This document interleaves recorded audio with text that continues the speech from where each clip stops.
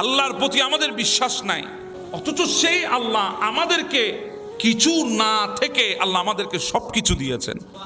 তিনি আমাদেরকে শ্বাস নেওয়ার মতো সুযোগ করে দিয়েছেন, কিন্তু আমাদের বিশ্বাস এতটা দুর্বল, আমরা বিশ্বাস রাখতে পারি না। এজন্য আমাদের ভাইয়েরা অনেক সময় আজকে ডিপ্রেশনের মধ্যে পড়ে গেছে।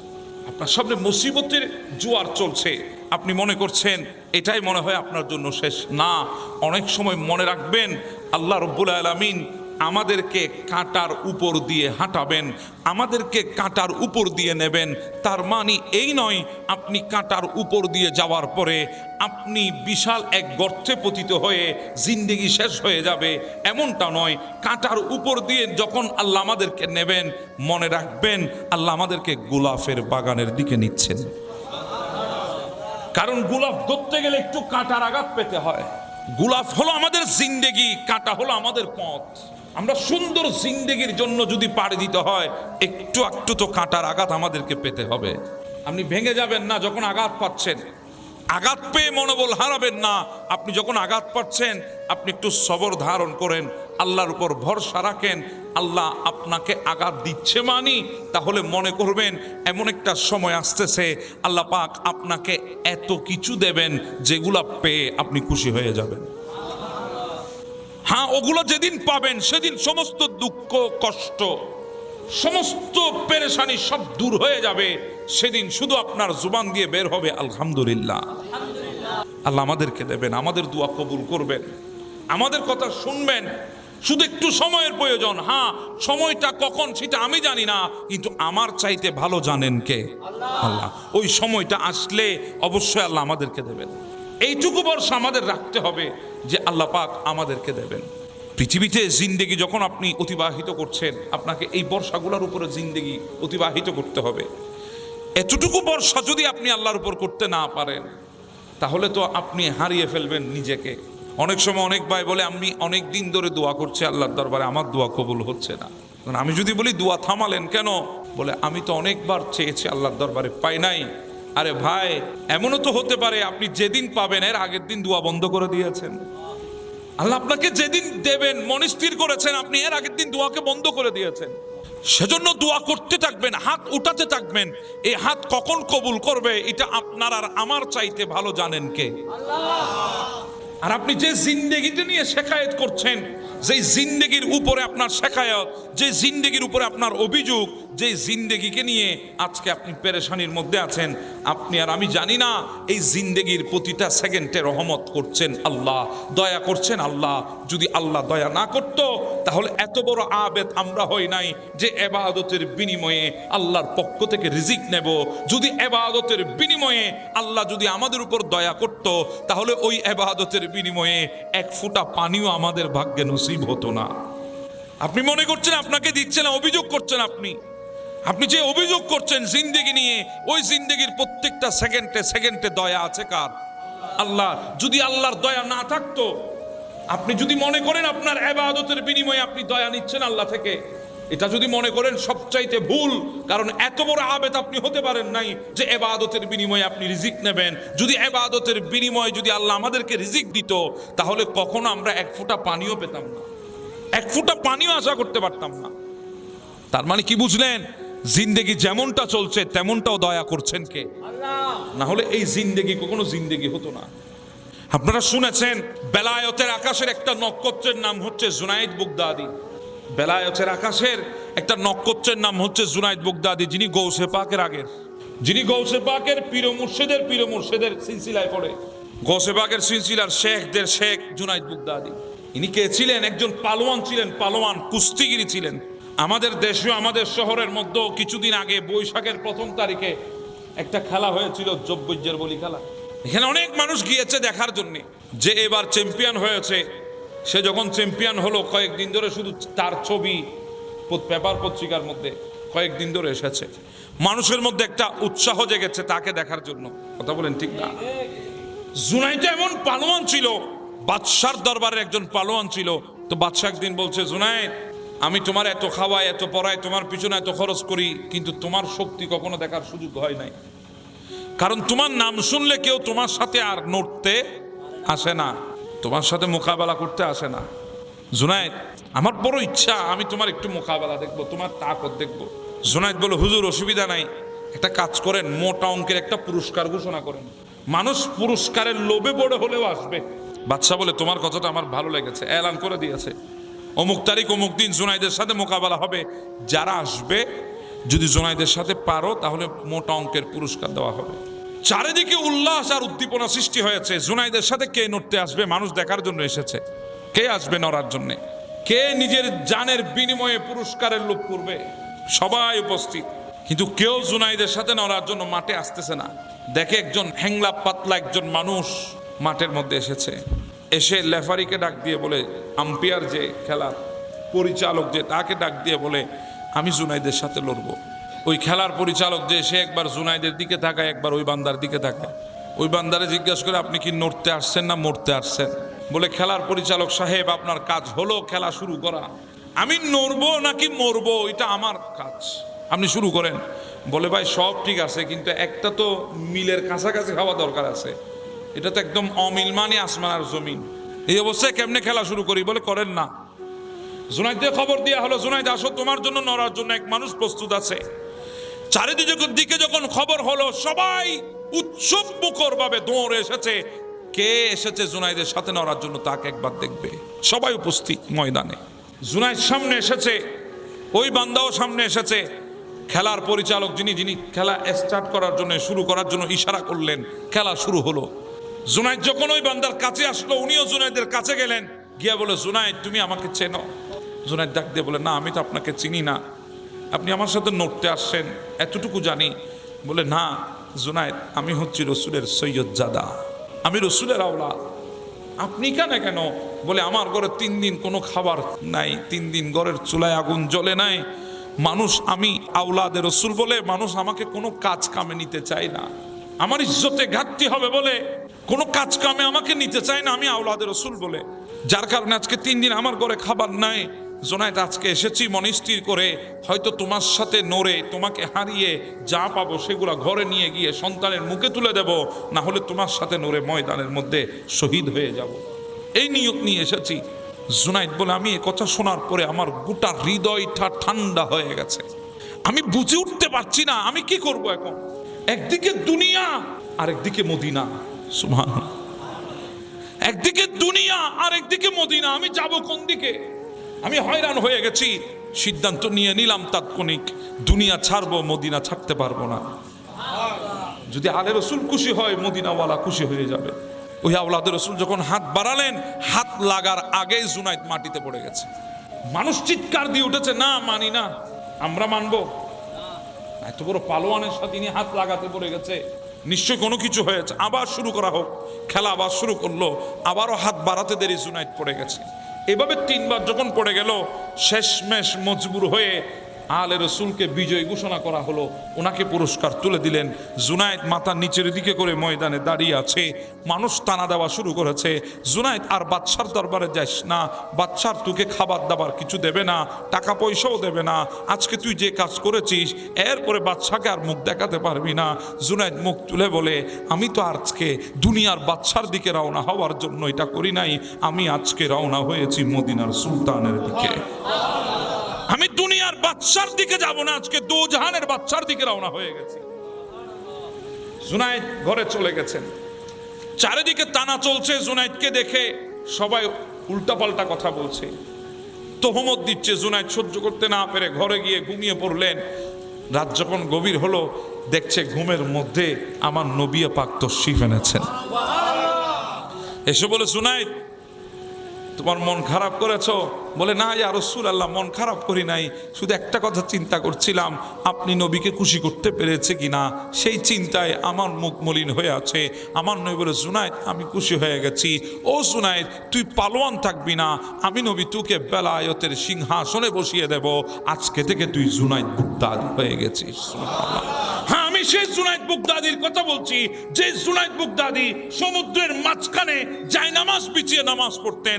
আমি সেই জুনাইদ বাগদাদির কথা বলছি যাকে একজন বান্দা এসে বলে, ও জুনাইদ আমাকে একটু নদীটা পার করে দাও না। বলে হ্যাঁ আমি তোমাকে পার করে দেব। তুমি জুনাইদ জুনাইদ বলে জিকির করলে তুমি নদী পার হয়ে যাবা, আর আমি আল্লাহ আল্লাহ বলে জিকির করে নদী পার হব। ওই জুনাইদের জায়নামাজের কিনারায় দাঁড়িয়েছে ওই বান্দা ইয়া জুনাইদু জিকির শুরু করেছে। ওই জায়নামাজটা চলা আরম্ভ করেছে নদীর পানির উপরে নৌকার মতো। যখন মাঝখানে যায় শয়তান ওয়াসওয়াসা দেয়, ও আল্লাহর বান্দা ইয়া জুনাইদু বলার কারণে যদি নদীর মাঝখান পর্যন্ত চলে আসতে পারো, ইয়া আল্লাহ বললে তোমার অবস্থা কি হবে একবার চিন্তা করো। তখন ওই বান্দা ইয়া জুনাইদু শব্দ ছেড়ে দিয়ে ইয়া আল্লাহ বলা শুরু করেছে। তখন ওই বান্দা পানির মধ্যে ডুবে যাচ্ছিল। জুনাইদ হাত ধরে ফেলেছে, বলে কিরে আমি তোমাকে বলেছি ইয়া জুনাইদু বলার জন্যে, তুমি ইয়া আল্লাহ কেন বলছো? বলে চিন্তা করেছি ইয়া জুনাইদু বলার কারণে যদি নদী পার হওয়া যায়, ইয়া আল্লাহ বললে কি পার হব, সেজন্য ইয়া আল্লাহর জিকির করেছি। তখন জুনাইদ ডাক দিয়ে বলে, আরে শোনো তুমি আগে জুনাইদ পর্যন্ত পৌঁছাও, জুনাইদ পর্যন্ত যদি পৌঁছাতে পারো তুমি আল্লাহ পর্যন্ত পৌঁছাতে পারবে। আমি সেই জাতের কথা বলছি জুনাইদ বাগদাদি। কোন রিয়াজত কোন ইবাদত বন্দেগীর কারণে বেলায়েতের সিংহাসনে বসে নাই, শুধু আলে রাসূলের মুহাব্বতের কারণে আমার নবী বেলায়েতের সিংহাসন দান করেছে। বেলায়েতের আসমানের তারকা হয়ে গেছে জুনাইদ বাগদাদি, শুধুমাত্র আলে রাসূলকে মুহাব্বত করার কারণে। কাকে মুহাব্বত করার কারণে? আলে রাসূলকে মুহাব্বত করার কারণে। এই জন্য আমার নবী বলেছেন, ও আমার উম্মতেরা, তোমাদের মধ্যে সবচাইতে দামি মানুষ কে জানো? তোমাদের মধ্যে সবচাইতে দামি, আমরা যখন দামি মনে করি যার টাকা আছে, পয়সা আছে, ধন আছে, দৌলত আছে, ক্ষমতা আছে, যশ আছে, তাদেরকে মনে করি না। আমার নবী বলছেন, উম্মত শুনো, খায়রুকুম লি আহলি মিন বাদি, তোমাদের মধ্যে সবচেয়ে উত্তম কে জানো?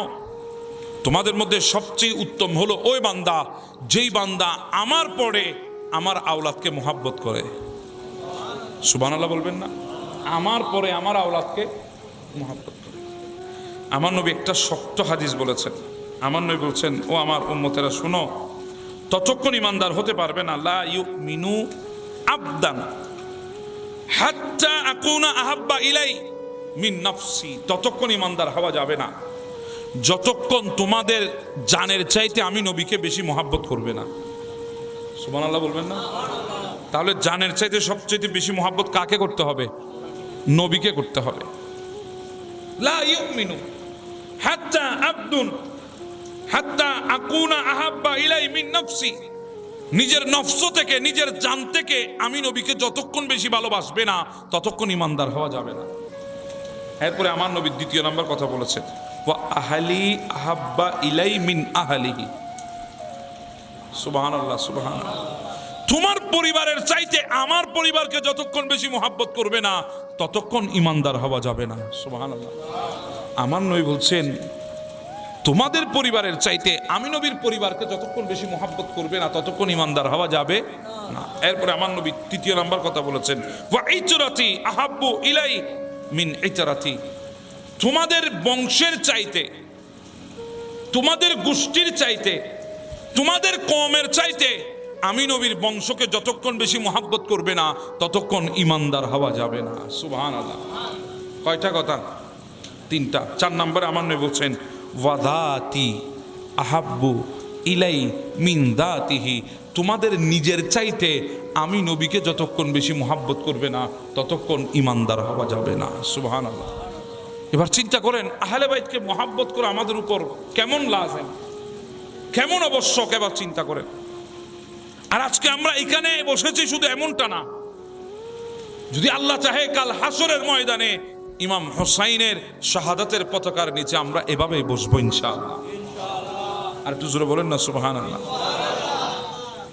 আমার নবী একটা হাদিস বলেছেন, আনা শাজারাতুন, আমি নবী হচ্ছি গাছ, ওয়া ফাতিমাতু হামলুহা, আর ওই গাছের কলি হচ্ছে ফাতেমা, ওই গাছের গোটা হচ্ছে মৌলা আলী শেরে খুদা। আল হাসানু ওয়াল হুসাইনু সামারুহা, হাসান হুসাইন হচ্ছে ওই গাছের ফল। একটু জোরে বলেন না সুবহানাল্লাহ। আমি নবী গাছ, একটা গাছ হওয়ার জন্য ওই গাছের কলির দরকার আছে না নাই? আছে। ওই গাছে ফল ফোটার জন্য গোটার দরকার আছে না নাই? আছে। ওই গাছ পরিপূর্ণ হওয়ার জন্য গাছের ফলের দরকার আছে না নাই? আমার নবী বলে আমি গাছ, ফাতেমা কলি, আলী হচ্ছে গোটা, হাসান হুসাইন হচ্ছে ওই গাছের ফল। ওই গাছের কি ফল? শুধু এতটুকু তো আমার নবী বিশেষ করে নাই। আমার নবী বলছেন যারা এদেরকে মোহাব্বত করবে, যারা এদেরকে মোহাব্বত করবে তারা হবে ওই গাছের এক একটা পাতা। একটু জোরে বলেন না সুবহানাল্লাহ। গাছ পরিপূর্ণ হয় পাতা সহ, পাতা ছাড়া গাছ পরিপূর্ণ না। আমার নয় বলে এদেরকে যারা মোহাব্বত করবে এরা হচ্ছে ওই গাছের এক একটা পাতা, আর যারা এই গাছের এক একটা পাতা হবে আমি নবী বলছি এরা সবাই হবে জান্নাতি। শুধু মোহাব্বতের উপর, মুআদ্দাতের উপর। আল্লাহ পাক আমাদেরকে বুঝার তৌফিক দান করে দিন। আল্লাহ আমাদের হৃদয়ের মধ্যে আহলে বাইতের মুআদ্দাত পয়দা করে দিক। আল্লাহ আমাদেরকে গোটা জিন্দেগির বিনিময়ে আহলে বাইতের রাসূলকে মুহাব্বত করার মতো তৌফিক আমাদেরকে দান করুক। একটু জোরে বলেন না আমিন। আমরা আহলে রাসূলকে মুহাব্বত করি, এজন্য আল্লাহ বলছেন কুল্লা আসআলুকুম আলাইহি আজরান ইল্লাল মাওয়াদ্দাতা ফিল কুরবা। মেহবুব আপনি বলুন আমি তোমাদের জন্য যা এনেছি, অর্থাৎ আল্লাহর পক্ষ থেকে তোমাদেরকে যা দিয়েছি, দ্বীন দিয়েছি, রিসালাত দিয়েছি, কোরআন দিয়েছি, সুন্নাহ দিয়েছি, এক কথায় পূর্ণাঙ্গ ইসলাম দিয়েছি, যা তোমাদের জন্য দিয়েছি এগুলোর কোনো বিনিময় চাই না, এগুলোর কোনো পারিশ্রমিক চাই না, এগুলোর কোনো মূল্য চাই না। ইল্লা তবে হ্যাঁ মাওয়াদ্দাতা ফিল কুরবা, একমাত্র শুধুমাত্র তোমাদের কাছে চায় আমার নিকটতম আত্মীয়তার মুহাব্বত। জোরে বলেন সুবহানাল্লাহ। মুআদ্দাত আর মুহাব্বত বেশ কম আছে। মুআদ্দাত আর মুহাব্বত কি আছে? বেশ কম আছে। আপনি মুহাব্বত ছাড়া বাঁচতে পারবেন, মুআদ্দাত ছাড়া থাকতে পারবেন না। কথা আমি বুঝাইতে পারি নাই। আপনি মুহাব্বত ছাড়া বাঁচতে পারবেন, কিন্তু মুআদ্দাত ছাড়া আপনি বাঁচতে পারবেন না। মুআদ্দাত হচ্ছে এমন একটা জিনিস, আপনি চলছেন, আপনি হাঁটছেন, আপনি ফিরছেন, আপনি বসছেন, আপনি উঠছেন, সর্ব অবস্থায় আপনার হৃদয়ের মধ্যে মওজুদগি রাখতে হবে, এটাকে বলা হয় মুআদ্দাত। সুবহানাল্লাহ। এটাকে কি বলা হয়? মুআদ্দাত। আল্লাহ বলেছেন কোরআনুল কারীমে ইল্লা মাওয়াদ্দাতা ফিল কুরবা, আমার নিকটতম আত্মীয়তার ভালোবাসা মুআদ্দাত চাই তোমাদের কাছে। মুআদ্দাত। আমি একটা কথা আপনাদেরকে বলি, আমরা দুনিয়ার মধ্যে নামাজ পড়ছি, ইবাদত করছি, বন্দিগি করছি, কথা বলেন ঠিক না? এই ইবাদত বন্দিগি আমার নবী পাক ইরশাদ করছেন ইলজামু মাওয়াদ্দাতানা আহলাল বাইত। হে আমার উম্মতেরা তোমরা লাজিম করে নাও আমার আহলে বাইতের মুআদ্দাত।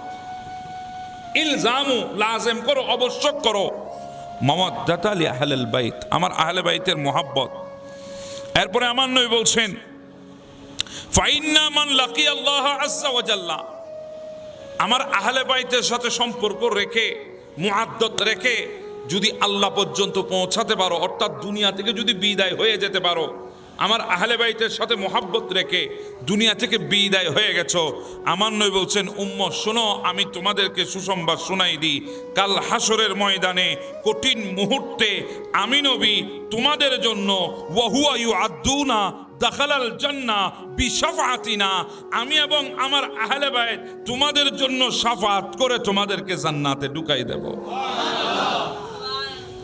আমি নবী শাফাত করে তোমাদেরকে জান্নাতে ঢুকাবো এমনটা না, আমার আওলাদও তোমাদের জন্য শাফাত করবে বিশাফাতিনা, আমি এবং আমার আহলে বাইত তোমাদের জন্য শাফাত করবে, তোমাদেরকে জান্নাতে ঢুকাবে। শাফাত করে দেখবো না, শাফাত করে জান্নাতেই ঢুকাই দেব। দাখালাল জান্নাহ, জান্নাতে প্রবেশ করানো হবে বিশাফাতিনা, আমি এবং আমার আহলে বাইতের শাফাতের বিনিময়ে। সুবহানাল্লাহ। এরপরে আমার নবী বড় শক্ত কথা বলেছেন, এই এখন মুআদ্দাত বুঝে আসবে আপনাদের কাছে। আমার নবী বলছেন ওয়াল্লাযী নাফসি বিআইদিহি, আমার নবী কসম করছেন, আমরাও তো কসম করি, করি না? আমরাও কসম করি। আমাদের মা বোন তো বাপরে বাপ ওয়াল্লাহ বিল্লাহ তাল্লাহ, আছে না নাই? কসমের সবচাইতে উঁচু মাপের শব্দ তিনটা, ওয়াল্লাহ বিল্লাহ তাল্লাহ। এগুলো আমাদের মা বোন হরহামেশাই করে না, কিন্তু অথচ আমরা এই কসমগুলার ওজন কতদূর আমরা জানি না।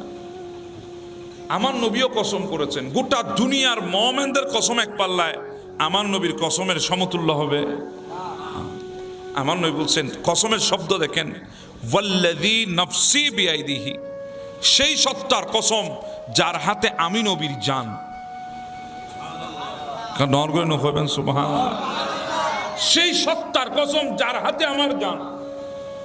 আমি নবী সেই আল্লাহর কসম করে বলছি, আমি নবী কসম করছি, লা ইয়ানফাউ আবদান আমালাহু ইল্লা বিমারিফাতি হাক্কিনা। তোমাদের আসমান পরিমাণ আমল আছে, পাহাড় পরিমাণ আমল আছে, সমুদ্রের পানি পরিমাণ আমল আছে, কিন্তু ওই আমলের ভেতরে যদি আমার আহলে বাইতের মুহাব্বত না থাকে, আমার নবী বলে, উম্মত ওই আমল তোমাদের কোনো কাজে আসবে। আচ্ছা বলেন, পৃথিবীতে সবচেয়ে দামি আমলের নাম হচ্ছে নামাজ। কথা বলেন ঠিক না? সবচাইতে দামি আমল, এর চাইতে দামি কোনো আমল আর নাই। ইসলামের 5টি স্তম্ভ, বুনিয়াল ইসলাম আলা খামসিন, এই 5টি স্তম্ভের ঈমানের পরে কার জায়গা? নামাজের জায়গা। কার জায়গা? নামাজ। এই নামাজ এটা কার জন্যে? আল্লাহর জন্য। এটা আফদালুল ইবাদত বলেছেন। ঈমান আনার সাথে সাথে সবার উপর যেটা ফরজ হয়ে যায় সেটা হচ্ছে কি? নামাজ। আর গোলার জন্য নির্দিষ্ট টাইমের প্রয়োজন, নির্দিষ্ট সময়ের প্রয়োজন, তৌফিকের প্রয়োজন, সামর্থ্যের প্রয়োজন, কিন্তু নামাজের ক্ষেত্রে প্রত্যেকটা সময় 5 ওয়াক্তে 5 বার আপনাকে দৈনিক ইবাদত করতে হবে। এটা আমাদের উপর ফরজ করেছেন কে? আল্লাহ। দেখেন আমার নবী বলছেন, সেই নামাজের ভিতরে মান সাল্লা সালাতান লাম ইউসাল্লি আলাইয়া ফিহা, সেই নামাজের ভিতরে আমরা দরুদ শরীফ পড়ি না? আল্লাহুম্মা সাল্লি আলা সাইয়্যিদানা মুহাম্মদ, এরপরে ওয়ালা আলে, আমরা কয়েকটা শব্দ বলি, ওয়ালা আলে। আমরা এই শব্দগুলো আমরা নামাজে ব্যবহার করি কি করি না? আমার নবী বলছেন, ওয়ালা আহলে বাইত লাম তুকবাল মিনহু। এই ওয়ালা আলে মানে আমার নবীর আহলে বাইতকে আল্লাহ বলেছেন, যারা আমার নবীর পরিবার, তাদের উপর আমরা দরুদ পড়ছি নামাজের ভেতরে। আমার নবী বলছেন, উম্মত শুনো, ওয়ালা আহলে বাইত, তোমরা এই শব্দটা যদি বাদ দিয়ে দাও, লাম তুকবাল মিনহু, তোমাদের নামাজ আল্লাহর দরবারে কবুল হবে না। তো জোরে বলেন না সুবহানাল্লাহ। তোমাদের নামাজ আল্লাহর দরবারে কি হবে না? কবুল হবে না। দেখেন সবচেয়ে দামি ইবাদত নামাজ, সেখানে যদি আহলে বাইতের উপর মুহাব্বত না হয়, মুআদ্দাত যদি না থাকে আহলে বাইতের প্রতি, সেই ইবাদত আল্লাহর দরবারে কবুল হবে না। হ্যাঁ, এটাকে বলা হয় মুআদ্দাত। মুহাব্বত ছাড়া বাঁচা যায়, থাকা যায়, মুআদ্দাত ছাড়া বাঁচাও যায় না, থাকাও যায় না। এবং ইবাদতের ভেতরে যদি মুআদ্দাত না থাকে, তাহলে ওই ইবাদত আল্লাহর দরবারে কবুল হবে না। এজন্য আহলে বাইতকে আমরা মুহাব্বত করি, আমরা ভালোবাসি। আহলে বাইতের প্রতি আমাদের হৃদ্যতা, মুহাব্বত, ভালোবাসা।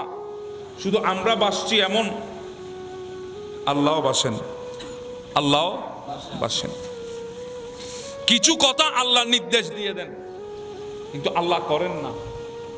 আবার কিছু কথা আল্লাহ বলেন, আল্লাহ নিজেও করেন। সুবহানাল্লাহ বলবেন না? কিছু কথা আল্লাহ বান্দার উপর নির্দেশও দেন, আল্লাহও নিজে করেন। যেমন আমার নবীর উপরে দরুদ আল্লাহ আমাদেরকে পড়তে বলেছেন, এমনটা না আমার আল্লাহ পড়ে। জোরে বলেন না সুবহানাল্লাহ।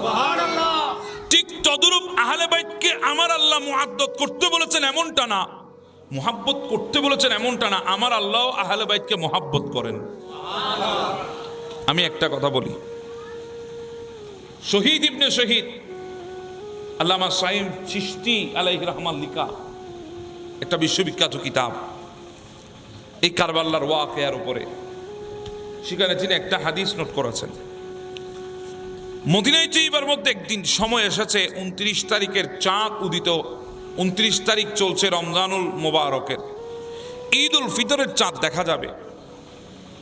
এমন সময় মদিনার প্রত্যেকটা ঘরে ঘরে ঈদের আমেজ, ঈদের আনন্দ, ঈদের সেই মুহূর্তগুলো মানুষ অনুভব করছে। ঘরের ভেতরে অনেক বন্ধু বান্ধব, ছোট ছোট বাচ্চা, বাবা কি এনেছে একজন আরেকজনকে দেখাচ্ছে। কারণ আজকের রাতে যদি চাঁদ ওঠে আগামীকাল ঈদ উল ফিতর, আজকে যদি না ওঠে তাহলে পরের দিন ঈদ উল ফিতর হবে, 29 তারিখ রমজান। মদিনার আকাশে বাতাসে একটা ঈদের আমেজ সৃষ্টি হয়েছে। সবাই এক বন্ধু আরেক বন্ধুকে নতুন কাপড় দেখায়। ওই মদিনার মধ্যে 2 জন বাচ্চা ছিল, একজনের বয়স 5 বছর, আরেকজনের বয়স 4 বছর 4 মাস। কয়জন বাচ্চা? 2 জন। এখন বলবেন হুজুর এই 2 জন কি? আমি বলবো এই 2 জন ভাই। তখন আপনারা বলবেন হুজুর 6 মাসের ব্যবধানে সন্তান হয় কিভাবে? আল্লাহ চাইলে হয়, আল্লাহ চাইলে হয়। আল্লাহ যদি চায় গর্ব লাগে না, গর্ব ছাড়াও সন্তান দুনিয়ায় পাঠাতে পারে। আল্লাহ যদি চায় বাবা লাগে না, বাবা ছাড়াও সন্তান দুনিয়ায় পাঠাতে পারে। আল্লাহ চাইলে বাবাও লাগে না, মাও লাগে না, সন্তান দুনিয়ায় পাঠাতে পারে। এটা কুদরত কার? আল্লাহ। ওই 2 বাচ্চা 5 বছর এবং 4 বছর 4 মাস। একজনের নাম হচ্ছে ইমাম হাসান, আরেকজনের নাম হচ্ছে ইমাম হুসাইন। সুবহানাল্লাহ বলবেন না? কয়জন? 2 জন। 2 জন বাচ্চা, হাসান এবং হুসাইন। ইনারা মদিনার অলিতে গলিতে হাঁটছে, বন্ধু বান্ধব ইনাদেরকে জামা দেখাচ্ছেন, কিন্তু ইনাদের দিলে একটা পেরেশানি, কারণ এখনো ইনাদের জন্য জামা আসে নাই। ইনাদের ঘরে জামা এখনো আসে নাই। 2 ভাই বলে চলো না একটু মায়ের কাছে গিয়ে দেখি মা জামা টামা দিবেনি। রওনা হলেন মায়ের দিকে। মাটাও কেমন? সৈয়দা তৈয়বা তাহেরা, সুবহানাল্লাহ, ফাতেমাতুজ জোহরা। এমন মা তো পৃথিবীর বুকে আর নাই, এমন মহিলাও আর নেই। গেলেন মায়ের কাছে, মা নামাজ পড়ছেন। আমার বাবারা, মা ফাতেমাতুজ জোহরা আল্লাহর ইবাদতের মধ্যে লিপ্ত আছে। এমন সময় ইমাম হাসান এবং হুসাইন 2 জনই উপস্থিত হলেন। মায়ের রানের মধ্যে 2 জনই মাথা মুবারক রাখলেন। মা 2 জনের মাথার উপরে হাত বুলিয়ে দিচ্ছেন। এমন সময় সন্তানরা ডাক দিয়ে বলে, মা আমাদের ঈদের পোশাক কখন আসবে? আমাদের কি ঈদের পোশাক দিবা না? মা একথা শুনে একটা নিঃশ্বাস ফেললেন, কারণ ঘরের মধ্যে কয়েকদিন হয় এখনো চুলায় আগুন জ্বলে না। যে ঘরে খাবারের জন্য কিছু নাই, ওই ঘরে পোশাক আসবে কোত্থেকে? মা একটা বড় নিঃশ্বাস ফেললেন। ফেলার পরে সন্তানদের চেহারার দিকে তাকিয়ে মা বলে, সন্তান চিন্তা করো না, অবশ্যই তোমরা পোশাক পাবে। আল্লাহ তোমাদের জন্য পোশাক দেবে। কে দেবেন? আল্লাহ দেবেন। আল্লাহ অবশ্যই তোমাদের জন্য পোশাক পাঠাবেন, তোমরা চিন্তা করো না, পোশাক আসবে। 2 ভাই খুশি হয়ে গেল, দৌড় দিলেন মদিনার অলিতে গলিতে। আনন্দে, ঈদের আনন্দে নিজেকে বাসিয়ে দিলেন। সারাদিন বন্ধু বান্ধবের সাথে খেলাধুলা করলেন। হঠাৎ 29 তারিখ রমজান যখন দিনটা যখন অতিবাহিত হলো, আসমানের মধ্যে যখন ঈদ উল ফিতরের চাঁদ দেখা গেল, মদিনার ঘরে ঘরে ঈদের আমেজ চলে এসেছে। সবাই আনন্দ আর উল্লাস করছে। এইদিকে রাত যখন গভীর হয়, আস্তে আস্তে করে সবার ঘরের বাতিগুলা বন্ধ হওয়া আরম্ভ করেছে। কারণ আগামীকাল ঈদের দিন, তাড়াতাড়ি উঠতে হবে, নতুন পোশাক পরে ঈদগাহে যেতে হবে। ইমাম হাসান এবং ইমাম হুসাইন আলাইহিস সালাম ওনারাও চলে আসলেন ঘরের মধ্যে। মা আমাদের পোশাক কই? বলে যাও বাবা, ঘুমিয়ে যাও, সকালবেলা আসবে। 2 জনে গিয়ে ঘুমিয়ে গেলেন। ঘুমের মধ্যে যখন বিছানায় শুলেন, ঘুমের মধ্যে যাবেন, এক ভাই আরেক ভাইকে জড়িয়ে ধরলেন। ছোট ভাই বলে ভাইজান পোশাক আসবে তো। বড় ভাই বলে মা যখন বলেছে পোশাক আসবে তাহলে অবশ্যই পোশাক আসবে, কারণ আমার মা জিন্দেগিতে মিথ্যা বলে না। মা জিন্দেগিতে কি বলে নাই? মিথ্যা বলে নাই। পোশাক যখন আসবে বলেছে অবশ্যই পোশাক আসবে, চিন্তা করো না। মা সবাই ঘুমিয়ে যায়, মায়ের চোখে ঘুম নাই। মা যাই নামাজ বিছিয়ে 2 হাত তুলে দিয়েছে আল্লাহর দরবারে, ডাক দিয়ে বলে আল্লাহ আমি জানি আমার তৌফিক নাই, আমি পোশাক দিতে পারবো না। আল্লাহ আমি জানি আমি পোশাক বের করতে পারবো না, আমি তো আমার ভরসায় বলি নাই আমি পোশাক দেব, এটা তো তোমার ভরসায় বলেছি, পোশাক তুমি ব্যবস্থা করবে। আল্লাহ আমাকে লজ্জিত বানাইও না সন্তানদের সামনে, আমাকে মিথ্যাবাদী বানাইও না। আল্লাহ তুমি পোশাকের ব্যবস্থা করে দিবা এই আশাই বলেছি। আল্লাহ আমার তো তৌফিক নাই, আমি ভালো করে জানি।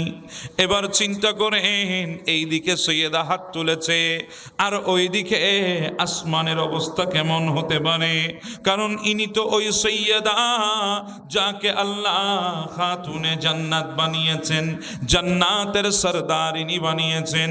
উনি আল্লাহর দরবারে ফরিয়াদ করে আল্লাহর কুদরতের অন্তর কেমন করে একবার চিন্তা করেন। ইনি তো এমন সৈয়দা যে সৈয়দার বিবাহের দিন আমার আল্লাহ জান্নাত থেকে ফাতেমাতুজ জোহরার জন্য বিবাহের পাশারি পাঠিয়েছিলেন।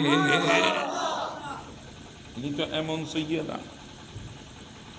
আল্লাহ আল্লাহ, ফাতেমাতুজ জোহরা হাত তুলে আছে। বাবা এবার কিছু হইব না, আর কিয়ামতর কিন্তু। আল্লাহুম্মা সাল্লি আলা সাইয়্যিদিনা মুহাম্মাদ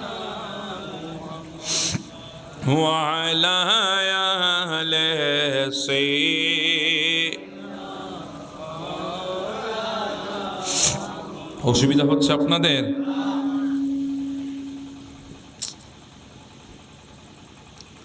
সৈয়দা হাত তুলেছেন, আল্লাহর দরবারে ফরিয়াদ করতেছেন।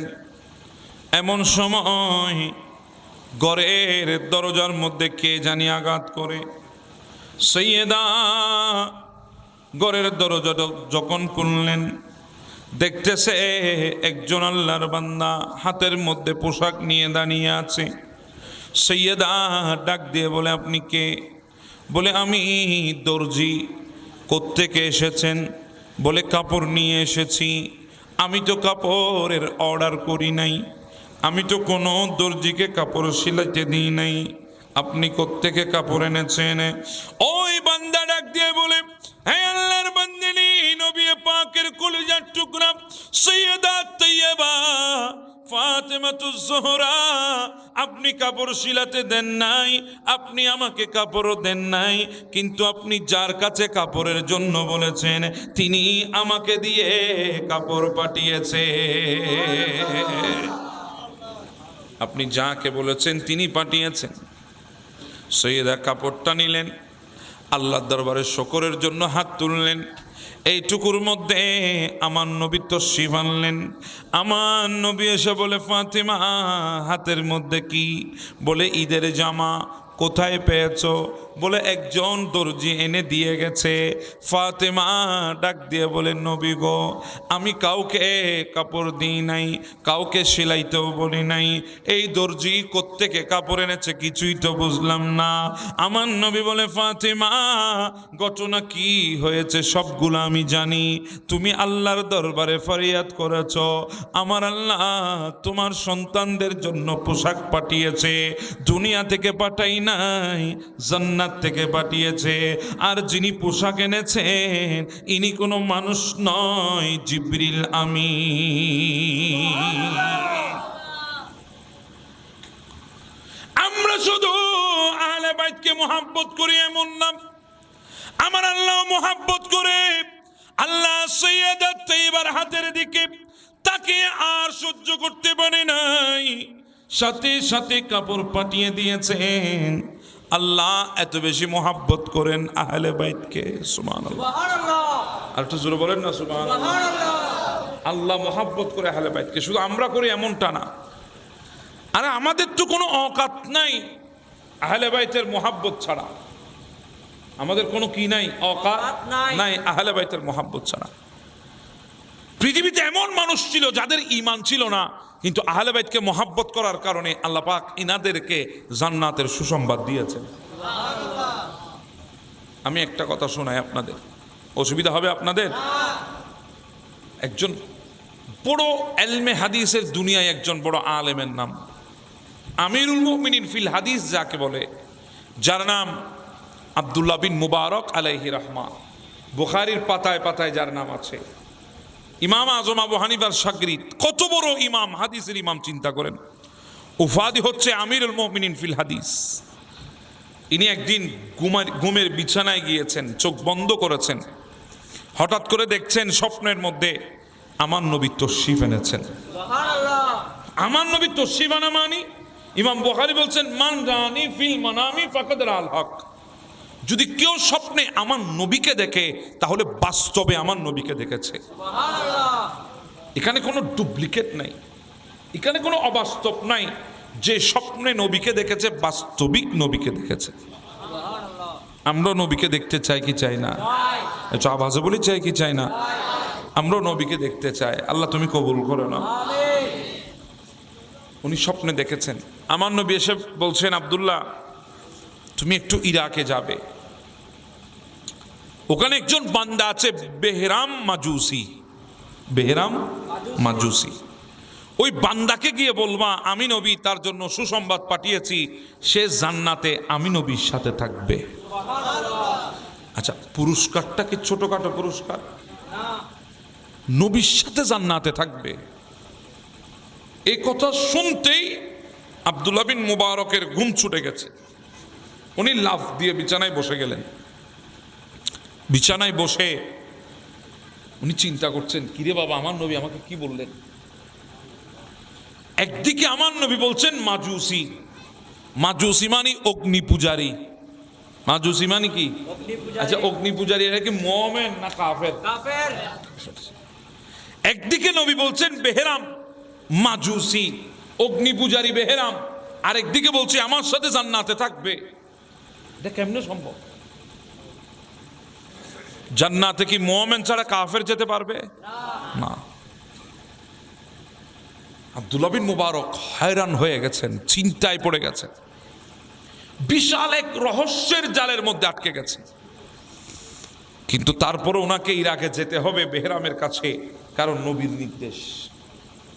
আব্দুল্লাহ বিন মুবারক মনে মনে চিন্তা করলেন, যাব, একদিকে নবীর নির্দেশও পালন হবে, ভেতরে কি আছে সেটাও উদ্ঘাটন করা যাবে।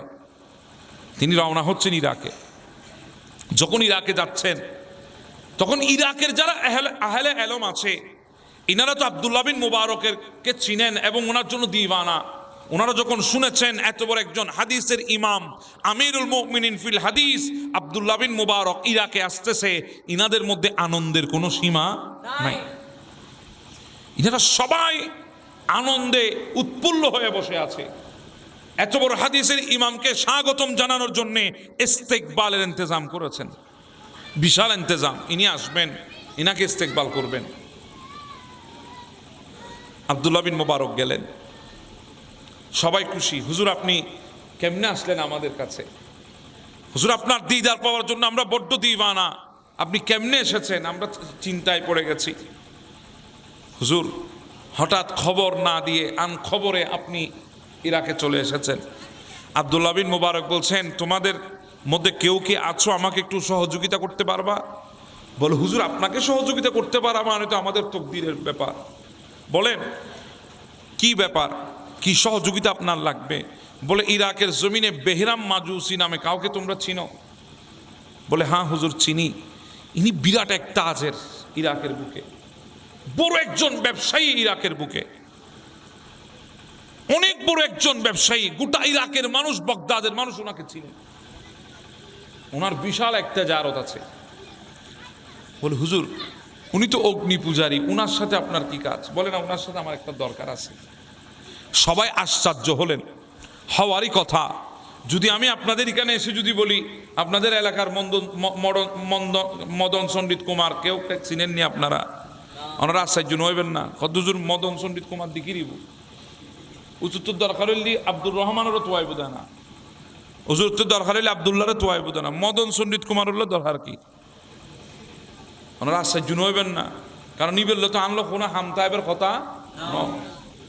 আশ্চর্য বর্ম, হ্যাঁ নামেরই অসৎ বর্ম, হিন্দুর নাম হইলে ওনারা চিন্তা করি বানত।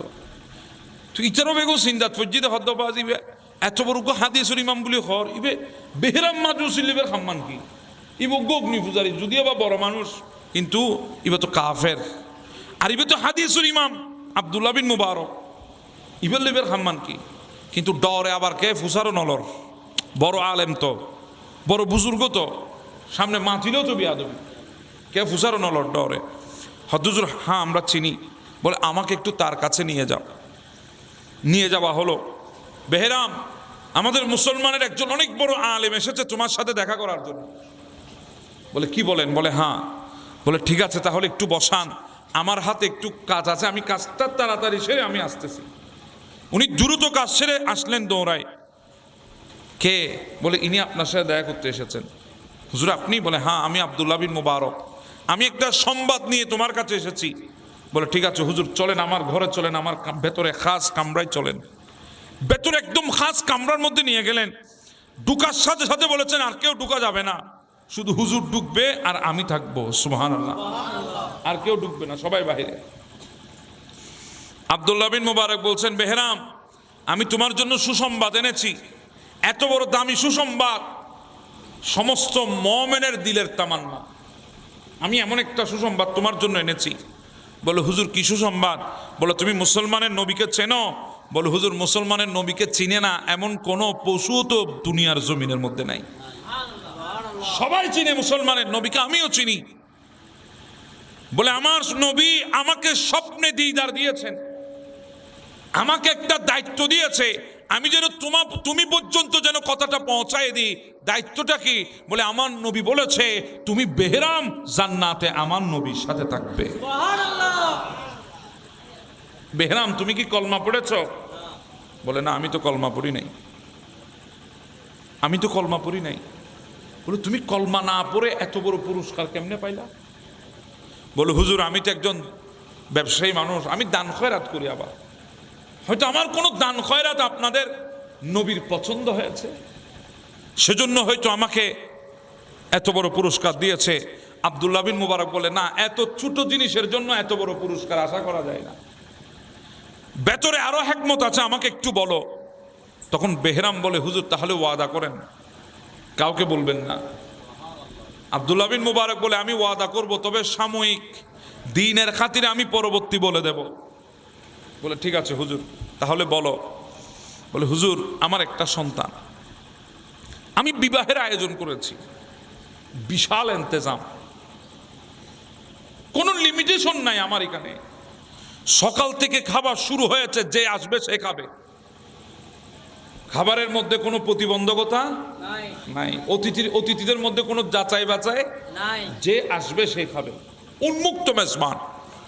সারা দিন আমার এখানে মেজবান চলেছে।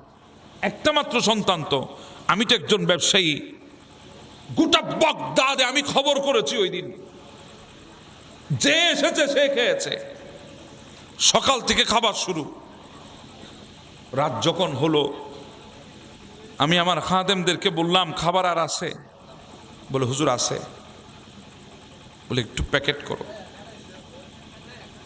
এগুলা রেখে দাও, নষ্ট হয়ে যাবে না হলে। রাত গভীর হয়েছে, তোমরাও গিয়ে ঘুমিয়ে যাও, আমিও ঘুমাতে যাচ্ছি।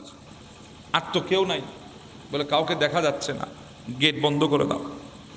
হুজুর রাত গভীর, আমার খাদেমরাও ঘুমাতে গিয়েছে, সবগুলো গুছিয়ে গাছিয়ে আমিও ঘুমাতে গেলাম। ঘুমাতে গিয়ে বিছানায় শুয়ে চেরাক বাতিটা বন্ধ করলাম মাত্র, আমার ঘরের দরজার মধ্যে কে জানি আঘাত করে। হুজুর আমি একটু বিরক্ত হলাম। আচ্ছা আরও বিরক্ত নইম না, আর শুধু বিরক্ত হইম না, তুই বাই জিবের একবার সাইন হইম না, তুই খামার নফালি দুল্লাহ তুই বাই জেলি গিললে। কথা বলেন ঠিক না?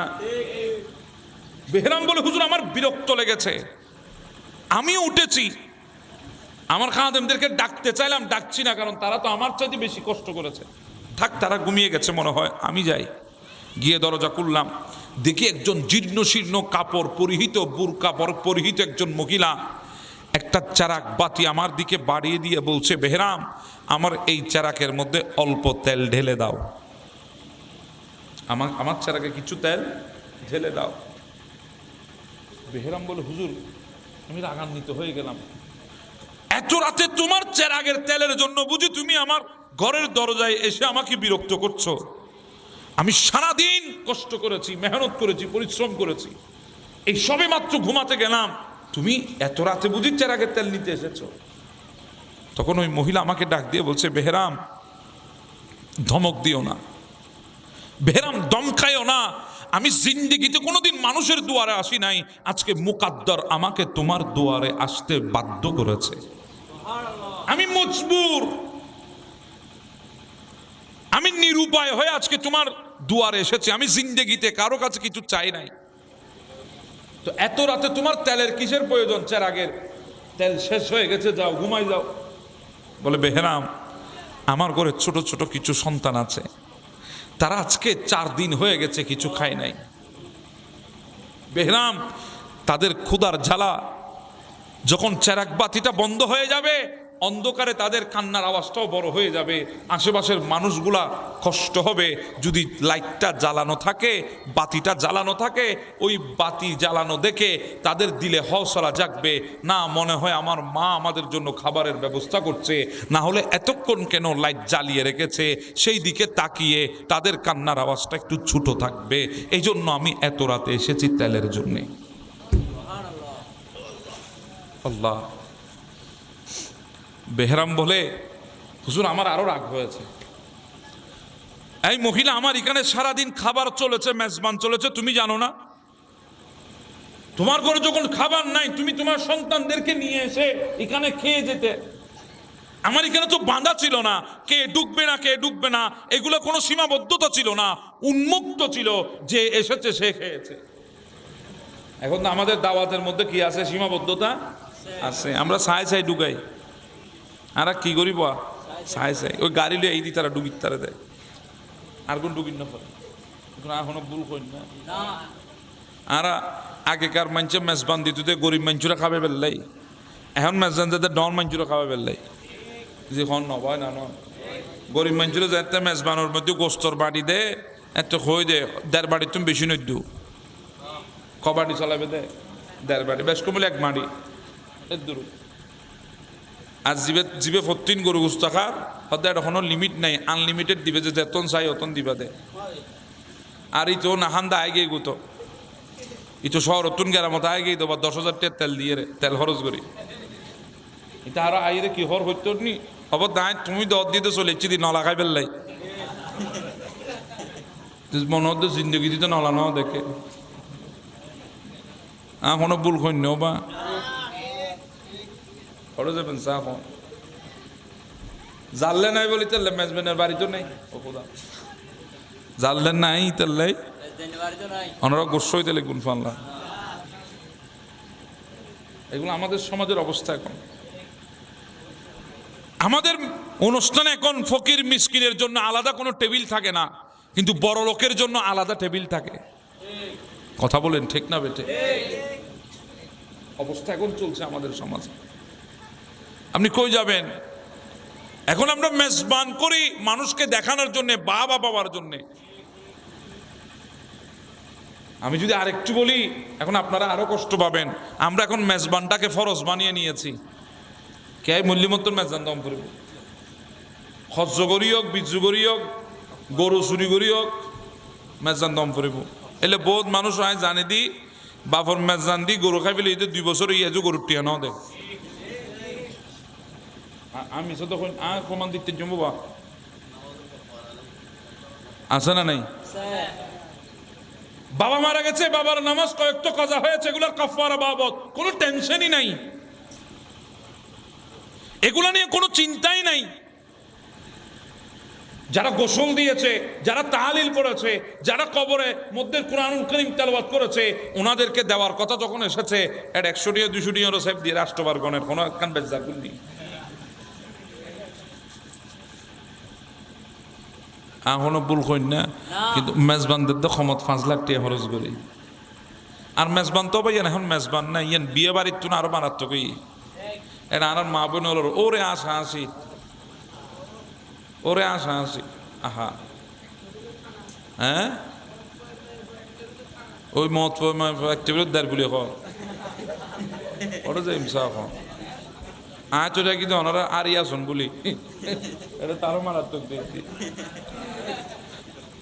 আরো সবচাইতে বড় মারাত্মক কথা কি জানেন? হাসতেছি আমরা, যে মানুষটার মেজবানে গিয়েছি, মেজবান খেয়েছি, ওই মানুষটার কবর কোথায় সেটাও জানি না।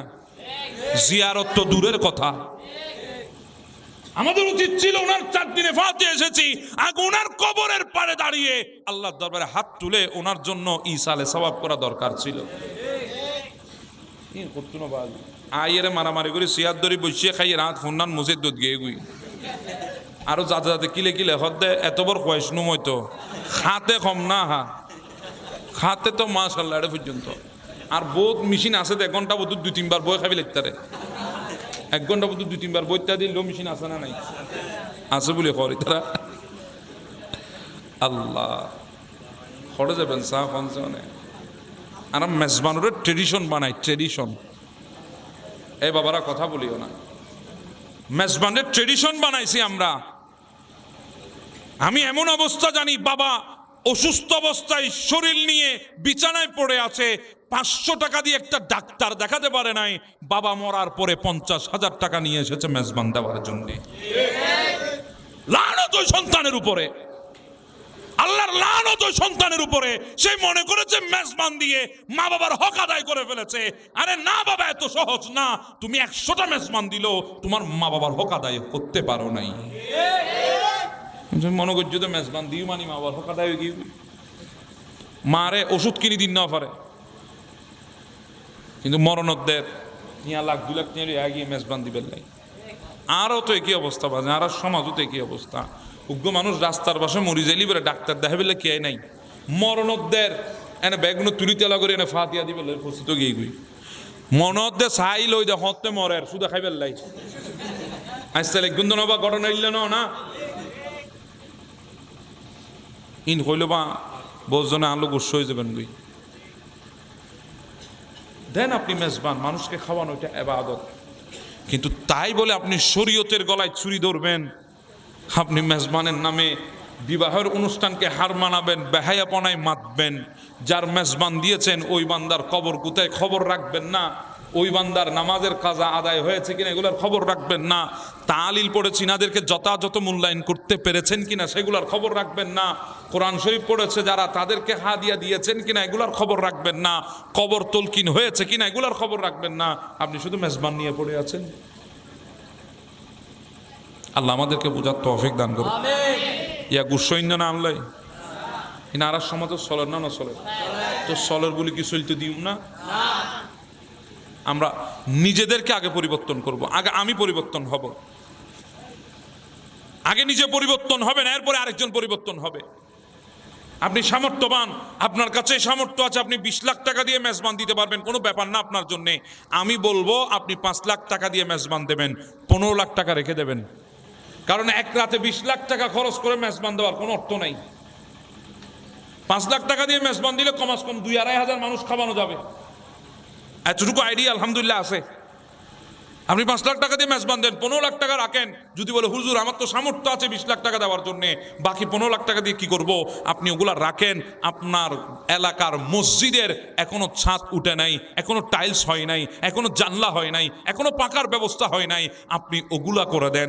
যদি মসজিদ ঠিক থাকে, মাদ্রাসা দেখবেন মাদ্রাসার কোথায় কি নাই সেগুলা ঠিক করে দেন। যদি মাদ্রাসাও সমস্ত কিছু ঠিকঠাক থাকে, তাহলে এই টাকা দিয়ে কি করবেন, আপনার এলাকার রাস্তার অবস্থা দেখেন, ওই রাস্তাটা ঠিক করে দেন। যদি রাস্তাও ঠিক থাকে, আপনার এলাকায় কোন বাবা টাকার জন্য মেয়েকে বিবাহ দিতে পারছে না, দেখেন সেখানে গিয়ে আপনি মেয়ে বিবাহ দেন। এগুলা সদকায়ে জারিয়া, যতদিন থাকবে আপনার মা বাবার কবর এগুলা সওয়াব পৌঁছতেই থাকবে, পৌঁছতেই থাকবে, পৌঁছতেই থাকবে। আর ওইটা তো একদিনে শেষ, ওইটা তো একদিনে শেষ। আপনি ইসালে সবার ব্যবস্থা করেন, সদকায়ে জারিয়ার ব্যবস্থা করেন। যতদিন মসজিদ, আপনি মসজিদে টাকা দিয়েছেন আপনার মা বাবার ইসালে সওয়াবের নিয়তে, মসজিদ যতদিন থাকবে এগুলার একটা ভাগ সওয়াব আপনার মা বাবার কবরে যাবে। এটাকে বলা হয় সদকায়ে জারিয়া। যেই জারিয়া কখনো বন্ধ হয় না, যেটার সওয়াব কখনো কি হয় না, বন্ধ হয় না। রাগ করেছেন আমার সাথে? এই বাবারা, বেহরাম বলে হুজুর আমি বিশাল ইন্তজাম করেছি। ওই মহিলাকে বললাম আপনি আসেন নাই কেন, কেন আসলা না তুমি? আমার এখানে তো কোনো লিমিটেশন ছিল না, যে আসতো সে খেয়ে যেতে পারতো, তুমি এসে খেয়ে যেতা। ওই মহিলা আমাকে বলে বেহরাম আমি আগেও বলেছি আমি জিন্দেগিতে আমি কখনো কারো কাছে হাত পাতি নাই। কেন? তুমি তো অভাবী, তোমার তো সাহায্য সহযোগিতার প্রয়োজন আছে, নিলে অসুবিধা কি? তখন ওই মহিলা আমাকে ডাক দিয়ে বলে বেহরাম তুমি মুসলমানের নবীকে চেনো? বলে হ্যাঁ চিনি। ওনাকে চিনেন এমন তো কোনো মানুষ নাই, আমিও চিনি। বেহরাম আমার শরীরে ওই নবীর রক্ত মুবারক আছে, আমি ওই নবীর আওলাদ, আমি সৈয়দ জাদি।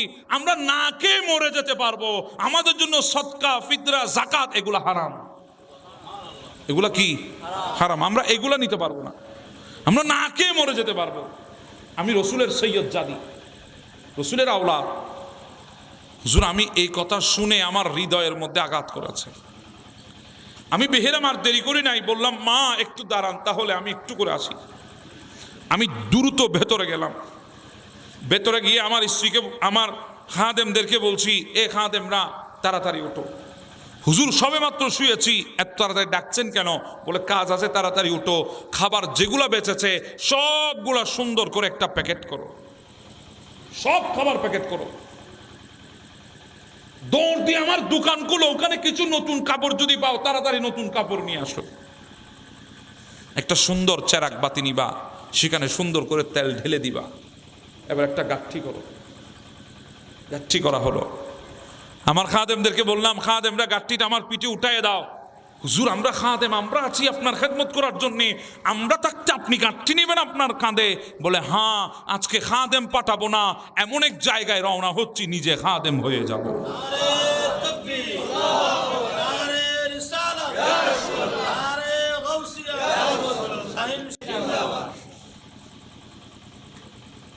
হুজুর আমি গাঠটিটা আমার পিঠে নিলাম, নিয়ে বলছি মা আপনি সামনে হাঁটেন, আপনার ঘর কোথায় আমাকে দেখান, আমি পেছনে পেছনে যাচ্ছি।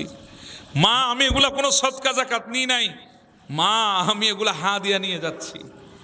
আমি কি নিয়ে যাচ্ছি? হাদিয়া। পেছনে নিয়ে চললেন, ঘরের দরজার সামনে আসলো। ওই মহিলা ঘরের দরজা আঘাত করে, ঘরের দরজা খোলা হলো, ছোট্ট ছোট্ট কিছু বাচ্চা বেরিয়ে আসলো। হুজুর আমি গাঠটিগুলা চৌকাটের মধ্যে রাখলাম, ওই ছোট্ট ছোট্ট নবী পাকের আওলাদগুলা এসে গাঠটিগুলা খুলে দেখে একটাতে খাবার, একটাতে কাপড়, একটাতে চেরাক বাতি। ডাক দিয়ে বলে মা এগুলা কে এনেছে আমাদের জন্য? তখন ওই মহিলা ডাক দিয়ে বলে বাবা এগুলা বেহরাম তোমাদের জন্য হাদিয়া এনেছে। হুজুর ওই ছোট বাচ্চাগুলো আমার কথা শুনে ডাক দিয়ে বলে মা ওগুলার দিকে পরে হাত দেব, আগে আল্লাহর দরবারে একটু হাত তুলবো। বেহরামের হাদিয়ার দিকে পরে হাত দেব, আগে আল্লাহর দিকে একটু হাত তুলবো। হুজুর ওই সৈয়দ জাদারা আল্লাহর দরবারে হাত তুলে বলেছিল আল্লাহ তোমার নবীর আওলাদকে বেহরাম মোহাব্বত দেখিয়েছে, আল্লাহ তুমি বেহরামকে জান্নাতে তোমার নবীর সঙ্গী বানিয়ে দাও। হুজুর আমি মনে করেছিলাম বাচ্চারা কি না কি বলে দিয়েছে, আমি এত কিছু মাথায় নিই নাই, কিন্তু আজকে যখন আপনি এসে বললেন আপনাদের নবীও বলেছে আমি জান্নাতে নবীর সাথে থাকবো, তাহলে বুঝে গেলাম ইসলাম হক, নবী হক, নবীর আওলাদরা হক। দোয়া হয়েছে বগদাদে, খবর হয়ে গেছে মদিনায়, নবী পাক যখন আমার জন্য সুসংবাদ পাঠিয়েছে, আমি আর দেরি করব না। আপনি হাত বাড়ায় দেন, আমি কলমা পড়ে মুসলমান হয়ে যাব।